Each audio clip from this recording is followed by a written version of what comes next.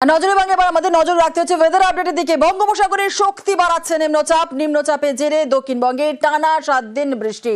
নিম্নচাপে বৃষ্টিতে দুর্যোগের আশঙ্কাও রয়েছে দক্ষিণে, আর দক্ষিণবঙ্গে রাতভর ভারী বৃষ্টি।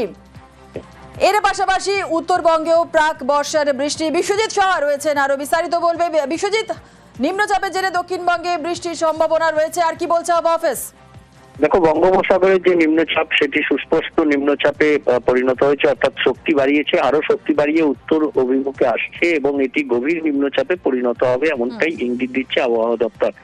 এর প্রভাবে আজ থেকেই ভারী বৃষ্টি উপকূলে শুরু হবে। মৎস্যজীবীদের সমুদ্রে যেতে নিষেধ করা হয়েছে, সমুদ্র উত্তাল থাকবে এবং আগামী কাল থেকে ভারী থেকে অতি ভারী বৃষ্টির আশঙ্কা করছেন। বৃহস্পতি ও শুক্রবার দুদিন দক্ষিণবঙ্গের বেশিরভাগ জেলাতেই ভারী বৃষ্টি এবং বেশ কিছু জেলাতে অতি ভারী বৃষ্টি বা প্রবল বৃষ্টির আশঙ্কা করা হচ্ছে। অর্থাৎ নিম্নচাপের বৃষ্টিতে দুর্যোগের আশঙ্কা রয়েছে। দক্ষিণবঙ্গের আপডেট যখন নিচ্ছি আমরা, একটু উত্তরবঙ্গে দেখো নজর রাখি। উত্তরবঙ্গেও আজকে কিন্তু প্রাক বর্ষার বৃষ্টি, আরো একদিনের মধ্যেই উত্তরে ঢুকবে বর্ষা। আর কি বলছে হাওয়া অফিস জানবো। আমাদের সঙ্গে পার্থ রয়েছে, আমাদের প্রতিনিধি। পার্থ, কি জানা যাচ্ছে?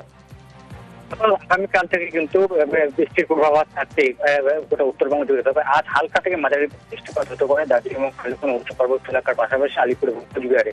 তাছাড়া কিন্তু মোটের উপর সকাল থেকে আকাশ ঝাড় চকচকে রয়েছে গোটা উত্তরবঙ্গে। তাপমাত্রার পারদও কিন্তু বেশ কিছুটা চড়েছে এবং যেহেতু 30শে মে রাজ্যে বর্ষা ঢুকবে, স্বাভাবিকভাবে আগামীকাল থেকে কিন্তু হাওয়া কিছুটা বদল হতে পারে। তবে আজ দিনভর তেমন কিন্তু সমতলের জেলাগুলিতে সেরকম বৃষ্টি তেমন সম্ভাবনা নেই।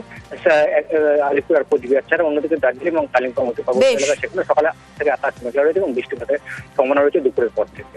একেবারে ধন্যবাদ।